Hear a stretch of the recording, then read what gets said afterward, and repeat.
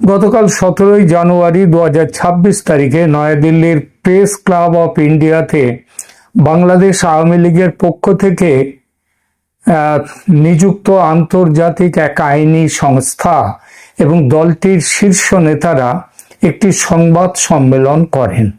এই সম্মেলনের মূল উদ্দেশ্য ছিল 2024 সালের জুলাই আগস্টের গণ অভ্যুত্থান নিয়ে জাতিসংঘের মানবাধিকার বিষয়ক হাই কমিশনার ভলকার তুর্কের কুখ্যাত ভলকার তুর্কের রিপোর্টের তীব্র বিরোধিতা করা হয় এবং সেটিকে একেবারে নিরপেক্ষ নয়, একপাক্ষিক হিসাবে দাবি করা হয়। সম্মেলনের বিস্তারিত তথ্য যেটুকু জানতে পারা যাচ্ছে এবং যেটা সংবাদ মাধ্যমে সারা ভারতের প্রায় সমস্ত সংবাদ মাধ্যমেই এই খবরটা তুলে ধরা হয়েছে। সেখানকার মূল আলোচক কারা ছিলেন এবং প্রতিনিধি দলে কারা ছিলেন সেটা একটু দেখা যাক, কারা এই সংবাদ সম্মেলনে ছিলেন। প্রথম নাম ডক্টর হাসান মাহমুদ, সাবেক পররাষ্ট্রমন্ত্রী। এরপর মহিবুল হাসান চৌধুরী নৌফেল, তিনি সাবেক শিক্ষামন্ত্রী। নিঝুম মজুমদার, খুবই পরিচিত নাম, ভারতেও তো বটেই। তিনি ইন্টারন্যাশনাল ক্রাইমস যে রিসার্চ ফাউন্ডেশন ICRF তার লিগ্যাল টিমের প্রধান এবং ব্যক্তিগতভাবে তিনি ব্যারিস্টার। এছাড়া যুক্তরাজ্য ও যুক্তরাষ্ট্র ভিত্তিক আওয়ামী লীগের বেশ কয়েকজন প্রতিনিধি সেখানে বক্তা হিসেবে উপস্থিত ছিলেন মঞ্চে। আলোচনার প্রধান বিষয়বস্তু কি ছিল? সম্মেলনে আইনজীবীরা কয়েকটি সুনির্দিষ্ট পয়েন্টে তাদের বক্তব্য পেশ করেন। রিপোর্টের তারা বলেন যে জাতিসংঘের হাই কমিশনারের যে রিপোর্ট সেটা শুধুমাত্র আন্দোলনকারীদের ওপর বলপ্রয়োগের বিষয়টি বলেছে, কিন্তু সে সময় পুলিশ সদস্য হত্যা, রাষ্ট্রীয় স্থাপনা, মেট্রো রেল, বিটিভি ভবন ধ্বংস করা, আওয়ামী লীগের নেতাকর্মীদের উপর যে ভয়াবহ সহিংসতা চালানো হয়েছে রিপোর্টে তা সম্পূর্ণ উপেক্ষিত।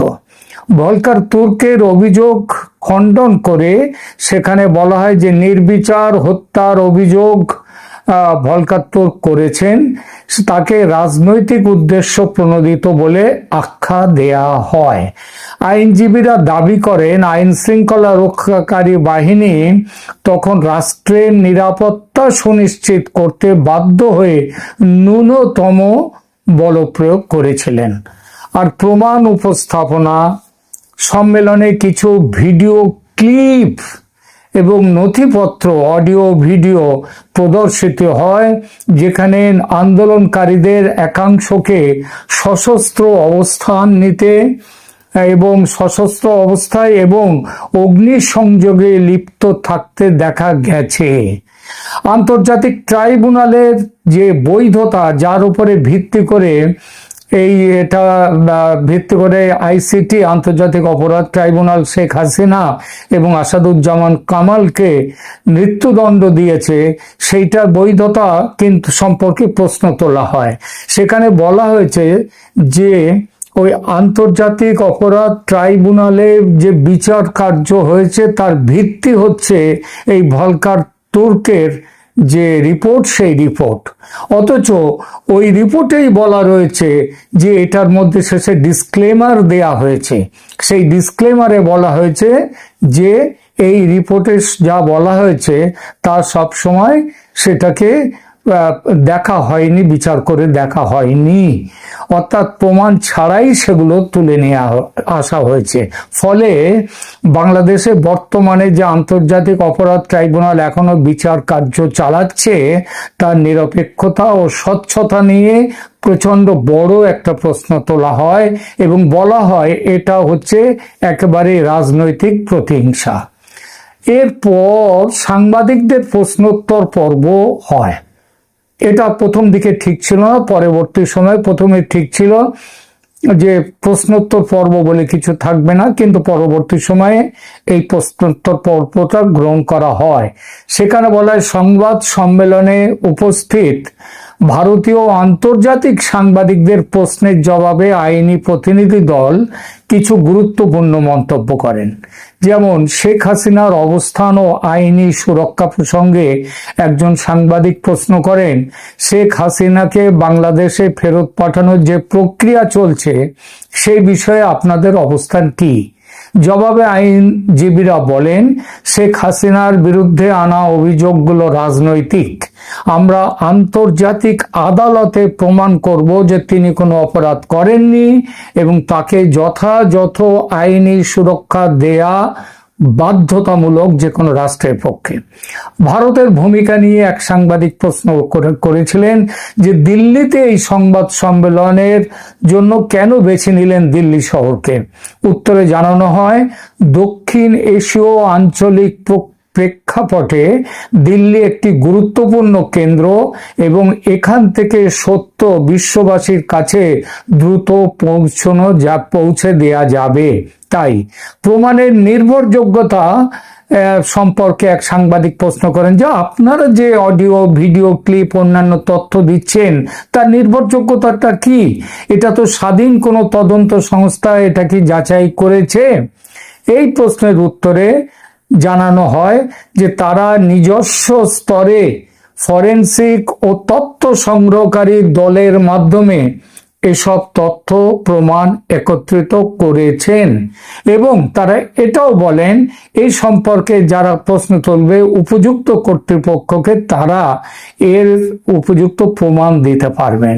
সম্মেলনের মূল উদ্দেশ্য, এই সম্মেলনের মাধ্যমে আওয়ামী লীগ মূলত আন্তর্জাতিক জনমত গঠন এবং বিশেষ করে ভারতের নীতি নির্ধারক ও সংবাদ মাধ্যমকে এটি বোঝাতে চেয়েছেন, যদিও এটা ভারতের যারা নীতি নির্ধারকরা তারা সবই জানেন, কিন্তু সংবাদ মাধ্যমের কাছে এই বিষয়টা অনেকটাই পরিষ্কার ছিল না, তথ্য প্রমাণ ছিল না।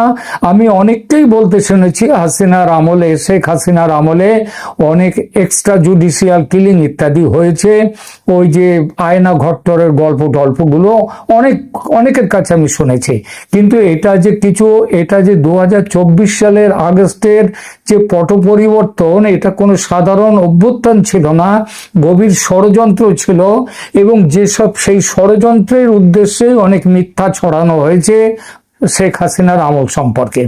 ভলকার তুর্কের রিপোর্টের বিরুদ্ধে একটা পাল্টা যুক্তি একেবারে পয়েন্ট বাই পয়েন্ট পাল্টা যুক্তি কিন্তু একটা এই যে সম্মেলন 17 তারিখে হয়েছে দিল্লিতে, সেখানে একটা বড় অংশ এইখানটাতে রয়েছে এবং প্রত্যেকটা পয়েন্ট ধরে ধরে ভলকার তুর্কের বিরোধিতা করা হয়েছে। যেমন ধরুন, পুলিশ হত্যার জন্য যে যে তথ্য, সেই তথ্য কিভাবে গোপন করা হয়েছে। আওয়ামী লীগের এই গতকাল পরশু 17 তারিখে বলা হয়েছে যে রিপোর্টে, ভলকার তুর্কের রিপোর্টে আন্দোলনকারীদের হাতে নিহত প্রায় 3000 পুলিশ সদস্যের কথা উল্লেখই করা হয়নি।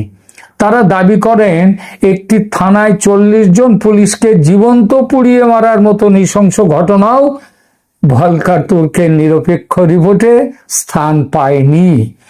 আওয়ামী লীগ কর্মীদের উপর নির্যাতন, সেই প্রসঙ্গে বলা হয়েছে 5 আগস্টের পর সারা দেশে আওয়ামী লীগের নেতা কর্মী ও হিন্দুদের উপর যে ভয়াবহ সহিংসতা চালানো হয়েছে তার বিন্দু মাত্র এই রিপোর্টে, ভলকার তুর্কের রিপোর্টে নেই। যেটুকু আছে সেটা অত্যন্ত গৌণ করে দেখানো হয়েছে বা এড়িয়ে যাওয়া হয়েছে।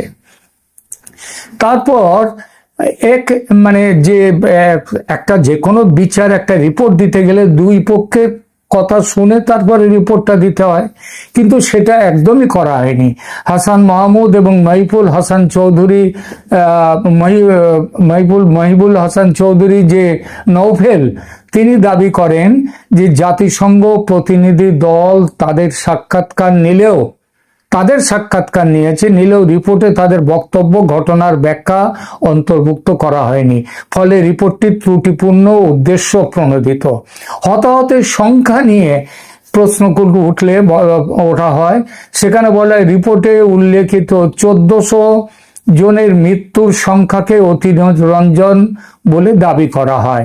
এর বড় একটা অংশই ছিল আওয়ামী লীগ কর্মী ও আইন শৃঙ্খলা বাহিনীর সদস্যদের হত্যা কাণ্ড, যাদের কথা গোপন রাখা হয়েছে।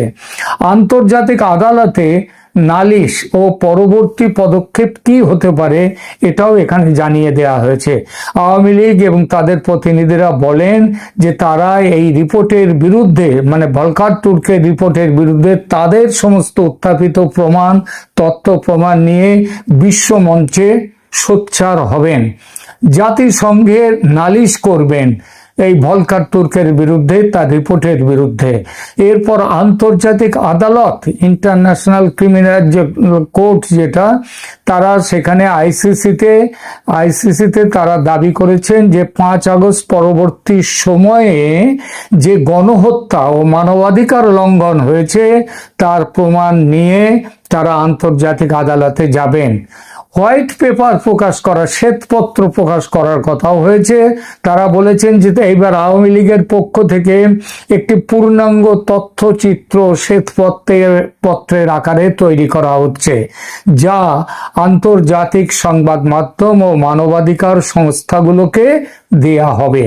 বিদেশি সাংবাদিকদের নিয়ে প্রেস মিট করবার একটা কথাও এখানে সম্মেলনে জানানো হয় যে আওয়ামী লীগ একটি গ্লোবাল ক্যাম্পেইন বা বিশ্বব্যাপী প্রচারের একটা পরিকল্পনা করেছে। এই প্রচার খুব শীঘ্রই লন্ডন, জেনেভা এবং ওয়াশিংটনে বিদেশি সাংবাদিকদের নিয়ে এই প্রচার, বড় ধরনের সংবাদ সম্মেলন করার প্রস্তুতি চলছে। উদ্দেশ্য হলো কি?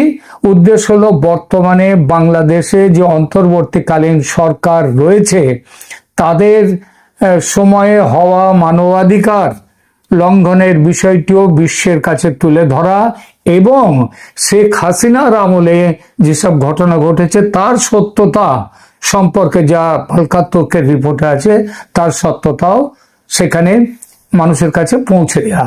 সাংবাদিকদের প্রশ্নের জবাবে হাসান মাহমুদ স্পষ্ট করেন যে তারা শেখ হাসিনার নেতৃত্বেই আবার দেশে ফিরে রাজনীতি করবেন। তারা বর্তমানে বাংলাদেশে যে নির্বাচন হতে চলেছে তাকে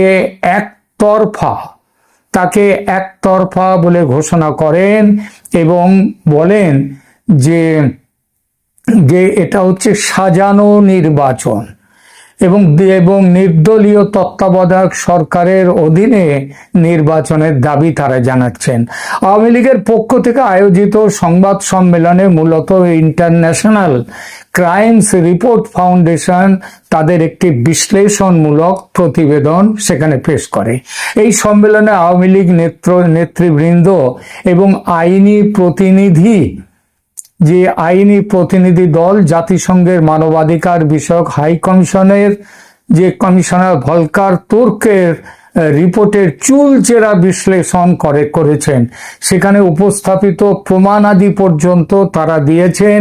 পুলিশ হত্যায় যে নথিপত্র, সেখানে দেখা যাচ্ছে যে আইসিআরএফ দাবি করেছে যে 5 আগস্ট এবং তার পূর্ববর্তী সময়ে বাংলাদেশে প্রায় 3000 পুলিশ সদস্য নৃশংসভাবে নিহত হয়েছেন। তার কিছু সাপ্রেসড ডকুমেন্টারি এভিডেন্স যেগুলো চাপা রেখে দিয়েছে, সেই নথিপত্রগুলো এই সম্মেলনে দেখা হয়েছে। এগুলো কিন্তু জাতিসংঘের রিপোর্টে আসেনি। এছাড়া সাংস্কৃতিক প্রতীক ও ঘৃণা ছড়ানো, যেভাবে ভারত বিরোধী প্রচারণা কিভাবে বাংলাদেশে এরা করেছে, শেখ হাসিনার উৎখাতের সময় মিথ্যে কথা বলে, একের পর এক মিথ্যে কথা বলে, সেগুলো এখানে তুলে আনা হয়েছে। আইসিআরএফ রিভিউ রিপোর্ট ভলকার তুর্কের 164 পৃষ্ঠার রিপোর্টের বিপরীতে তারা একটা পাল্টা গবেষণাপত্র বা রিভিউ রিপোর্ট সাংবাদিকদের হাতে তুলে দিয়েছেন, যেখানে পয়েন্ট বাই পয়েন্ট ভলকার তুর্কের দাবি রিপোর্টকে অসত্য প্রমাণ করা হয়েছে। এরপরে এখানে মৃতের সংখ্যা নিয়ে এক সময় এক রকম কথা বলা ইত্যাদি যাবতীয় ব্যাপারগুলো এখানে উঠেছে। মূল প্রশ্ন হলো সেখানে এমন যে শিশু হত্যা, শিশুদের ওপরে সহিংসতার কথা বলা হয়েছে রিপোর্টে, সেখানে বলা হয়েছে যে 12-13% ছিল শিশু, কিন্তু তার পাল্টা যুক্তি দেয়া হয়েছে এই পরিসংখ্যানের কোনো ফরেনসিক বা নির্ভরযোগ্য নিরপেক্ষ প্রমাণ নেই। আন্দোলনকারীরা শিশুদের হিউম্যান শিল্ড হিসেবে ব্যবহার করেছিল কিনা তা রিপোর্টে, ভলকার তুর্কের রিপোর্টে যাচাই হয়নি। এরপরে যৌন সহিংসতার কথাও বলা হয়েছে, নারী আন্দোলনকারীদের উপর নাকি নিরাপত্তা বাহিনী এবং ছাত্রলীগ যৌন সহিংসতা চালিয়েছে, অত্যাচার চালিয়েছে। এর বিপক্ষে বলা হয়েছে এটা একবারে ডাহা মিথ্যা, ডাহা, বিন্দু মাত্র সেখানে কোনো সত্যতা নেই। এটা কাল্পনিক অভিযোগ, কোনো সুনির্দিষ্ট ভুক্তভোগীর বা মেডিকেল রিপোর্ট ছাড়াই গুরুতর অভিযোগ আনা হয়েছে। সম্মেলনে জানানো হয়েছে যে এরপর তারা আওয়ামী লীগের পক্ষ থেকে বিশ্বব্যাপী প্রচার অভিযান সেটা চালানো জোরদার চালিয়ে যাবেন। এইটা কেন চালানো হচ্ছে? গত 1.5 বছর ধরে কিন্তু আমরা দেখেছি আওয়ামী লীগ অনেকটাই যেন কি বলবো, যেন ঠিক সেভাবে তারা সেইভাবে বাইরে বেরিয়ে আসেনি, খোলস ছাড়তে পারেনি। কিন্তু এইবার খোলস ছেড়েছে, কারণ যে মুহূর্তে সারা পৃথিবীতে দেখা যাচ্ছে একটা চাপ আসছে ইউনূস সরকারের উপর নিরপেক্ষ একটা নির্বাচন করবার জন্য, অন্তর্ভুক্তিমূলক নির্বাচন করার জন্য, এমনকি আমেরিকার তরফ থেকে, ভারতের তরফ থেকে তো বটেই, আমেরিকার তরফ থেকে পর্যন্ত চাপ এসেছে ইউনূস সরকারের পদত্যাগ করার, পদত্যাগের পর কেয়ারটেকার সরকার গঠন। এমনকি এই প্রশ্নও উঠে এসছে যে কেয়ারটেকার সরকারের প্রধান হিসেবে শেখ হাসিনা ফিরে আসবেন, কারণ দেশে তিনি হচ্ছেন ডি জোরে তিনি প্রধানমন্ত্রী এখনো আছেন, কিন্তু ডিফ্যাক্টো প্রধানমন্ত্রী অর্থাৎ ক্ষমতায় রয়েছেন ইউনূস সম্পূর্ণ অবৈধভাবে। সুতরাং সারা পৃথিবীর সামনে আওয়ামী লীগ এই যে একবার কি বলবো, হঠাৎ নয়, এই যে জেগে উঠলো, এটা আওয়ামী লীগের পক্ষে ভালো। এবং আরো একটা বড় কথা, 12ই ফেব্রুয়ারি নির্বাচন হয়তো হতে যাচ্ছে না, বন্ধ হয়ে যাবে, আওয়ামী লীগের কে নিয়ে নির্বাচন হবে এবং কেয়ারটেকার সরকারের অধীনে, সেটা কিন্তু জোর কদমে এগিয়ে চলেছে। সেই পরিপ্রেক্ষিতে আওয়ামী লীগ এই ধরনের একটা প্রচার অভিযানের ব্যবস্থা করেছে। এবং বাংলাদেশে যারা আছেন, যারা অনেকেই সত্যিটা জানেন না, তাদের কাছে আমার এই ভিডিওতে সমস্ত পয়েন্ট, এক এক করে সমস্ত পয়েন্ট আমি কিন্তু নিয়ে এলাম। দয়া করে ভিডিওটা দেখুন, ছড়িয়ে দিন মানুষের মধ্যে। নইলে আওয়ামী লীগের জন্য আপনি যদি সত্যিকারের কিছু করতে চান, এইটা হবে কিন্তু তার বড় প্রমাণ। মানুষকে জানান সত্যিটা। এই জানুয়ারি মাসটা বাংলাদেশের রাজনীতিতে অত্যন্ত গুরুত্বপূর্ণ কিছু বিষয় লক্ষ্য করতে থাকেন। এ মাসেই বাংলাদেশের রাজনৈতিক প্রেক্ষাপটে অনেক অনেক পরিবর্তন আসবে। অনেকেই বলতে পারেন কি এমন হবে, নির্বাচন হয়েই যাচ্ছে, কি এমন পরিবর্তন আসবে। আমি আপনাদেরকে আবারও বলি, একটা মেসিভ পরিবর্তন এ মাসে বাংলাদেশের রাজনৈতিক প্রেক্ষাপটে দেখতে পারবেন। বাতাসে, আকাশে, মাটিতে, গন্ধে সব ধরনের জায়গায় গুঞ্জন শোনা যাচ্ছে আগামী 23 জানুয়ারি বঙ্গবন্ধু তনয় দেশরত্ন শেখ হাসিনা তিনি প্রকাশ্যে আসবেন। অর্থাৎ দেশ থেকে চলে যাবার পর তিনি এই প্রথমবার সংবাদ সম্মেলন করবেন এবং সেটা হবে দিল্লির কোনো একটা জায়গায়। ভারতীয় প্রেস ক্লাবের সাবেক সভাপতি গৌতম লাহোরি তিনি একটা ভিডিও বার্তায় বলেছেন বঙ্গবন্ধু কন্যা শেখ হাসিনা 23 জানুয়ারি প্রকাশ্যে আসবেন। আগামী 23 তারিখে সম্মেলন হবে, এই প্রথম শেখ হাসিনা ভারতীয় সাংবাদিকদের সঙ্গে মিলিত হবে। ফলে এবং সেটা লাইভ টেলিকাস্ট হবে। কি বলছেন সেটা একটা বড় কৌতূহল থাকবে সকলের। যদিও এখনো এই তথ্যের কোনো সত্যতা আমরা পাইনি এবং পেলে অবশ্যই আপনাদেরকে জানাবো। তবে বাংলাদেশ আওয়ামী লীগের অফিসিয়াল কোনো মাধ্যম থেকে আমরা এখনো সেই বার্তা পাইনি এবং আমাদের ব্যক্তিগত সোর্স থেকেও সেই বার্তা এখন অব্দি আসেনি। কিন্তু আমি ভাবতেছি বঙ্গবন্ধু কন্যার ভয়েস অর্থাৎ অডিও এটাই নিতে পারে না রাজাকারের বাচ্চারা। বঙ্গবন্ধু কন্যা যেই অডিও দেন, এই অডিওকে কেন্দ্র করে সুদখুর ইউনূস একাধিকবার ভারতীয় সংবাদ মাধ্যম, ভারতের অথরিটি অর্থাৎ ভারতের সরকারের বিভিন্ন সংশ্লিষ্ট ব্যক্তিবর্গ তাদেরকে বারবার বলার চেষ্টা করেছে, বলেছে শেখ হাসিনাকে চুপ থাকতে বলেন, শেখ হাসিনা বাইরে বসে কেন উস্কানি দিচ্ছে। সুদখুর ইউনূস গঙের যে অপকর্ম, যে নৈরাজ্য, এদের বিরুদ্ধে কথা বলার কারণে তার জবান বন্ধ রাখার জন্য সর্বোচ্চ প্রচেষ্টা চালিয়েছিল সুদখুর ইউনূসের অন্তর্বর্তীকালীন সরকার, কিন্তু তারা সেটা করতে পারেনি। ভারতবর্ষ স্পষ্ট বার্তা দিয়েছিল বঙ্গবন্ধু কন্যা তিনি ভারতে আছেন, তিনি তার ইচ্ছা অনুযায়ী কথা বলতে পারেন। ভারত একটা বৃহৎ গণতান্ত্রিক রাষ্ট্র, তারা কখনোই কাউকে বাধা দিতে পারে না, কারণ বঙ্গবন্ধু কন্যা ভারতে রাষ্ট্রীয় অতিথির মর্যাদায় আছেন। আমি শুধু ভাবতেছি বঙ্গবন্ধু কন্যা যদি লাইভে এসে বক্তব্য দেন কিংবা প্রেস কনফারেন্সও করেন, ভাবতে পারেন রাজাকারের বাচ্চাদের কি হবে, যারা এই বাংলাদেশকে অস্থিতিশীল করার নেপথ্যের কারিগর, যারা ডলার খেয়ে বাংলাদেশটাকে নরক বানিয়ে ফেলেছে, তাদের মনস্তাত্ত্বিক জায়গাটা কি হবে, তাদের মনের মধ্যে কি ধরনের ভয়, শঙ্কা, ভীতি কাজ করবে। জুলাই জঙ্গিরা, তোমাদেরকে আবারও বলতেছি, বাংলাদেশ ষড়ঋতুর দেশ, কখন ঋতু বদল হয়ে যায় বলা খুবই মুশকিল।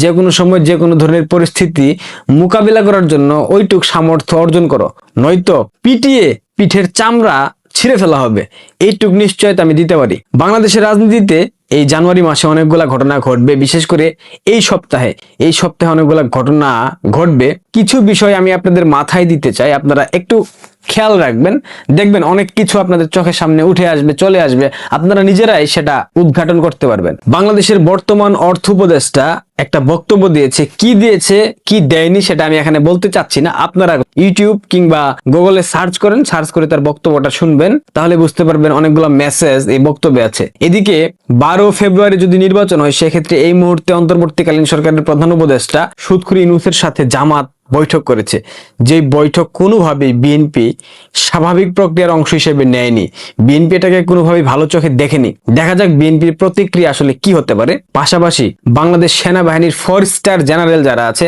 তাদের মধ্যে একটা ব্যাপক রদবদল হচ্ছে, অর্থাৎ বর্তমানে যারা আছে সেনাবাহিনীর 4 স্টার জেনারেল, তাদের পরিবর্তন করা হচ্ছে, তাদের পদ পদবীকে ঘুরিয়ে পেঁচিয়ে, অর্থাৎ যারা নীতি নির্ধারণী পর্যায়ে আছেন তাদেরকে পরিবর্তন করা হচ্ছে। এটাও কিন্তু একটা বিশাল বার্তা দেয়। কি বার্তা দেয়, কেন এই বার্তাগুলো আসতেছে, আপনারা খুব শীঘ্রই জেনে যাবেন। আমরা বলার চেষ্টা করব, যতটুকু আমরা জানতে পারবো ততটুকু আমরা আপনাদেরকে জানাবো। সব থেকে মজার বিষয়, বিএনপির একটা প্রতিনিধি দল 25 তারিখ অর্থাৎ চলতি মাসের 25 তারিখ শামা ওবায়েদ, বিএনপির নেত্রী, তার নেতৃত্বে দিল্লি সফরে যাচ্ছে। ওই ঢাকা না দিল্লি, ঢাকা ঢাকা, ছাত্রদল স্লোগান দিয়েছিল না, বিএনপি ত্রিপুরা লং মার্চ করেছিল না, জাগো বাহে তিস্তা বাঁচাও কর্মসূচি ঘোষণা করেছিল না, সেই বিএনপি কিছুদিনের ব্যবধানে এখন দিল্লিতে বৈঠক করতে যাচ্ছে।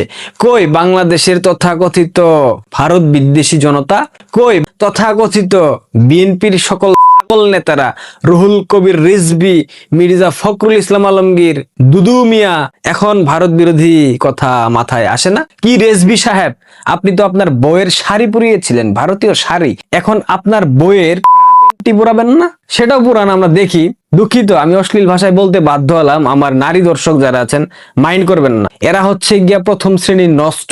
এই বিএনপির তথাকথিত কয়েকটা ভারত বিদ্বেষী নেতা আছে, এদের কাজই হচ্ছে ভারত বিরোধিতা করা, কিন্তু তাদের আব্বাজান, তাদের যে প্রধান তারেক রহমান ভারতের সাথে নিকোজিশনের পর বাংলাদেশে এসেছে, এটা জামাত বারবার বলার চেষ্টা করছে।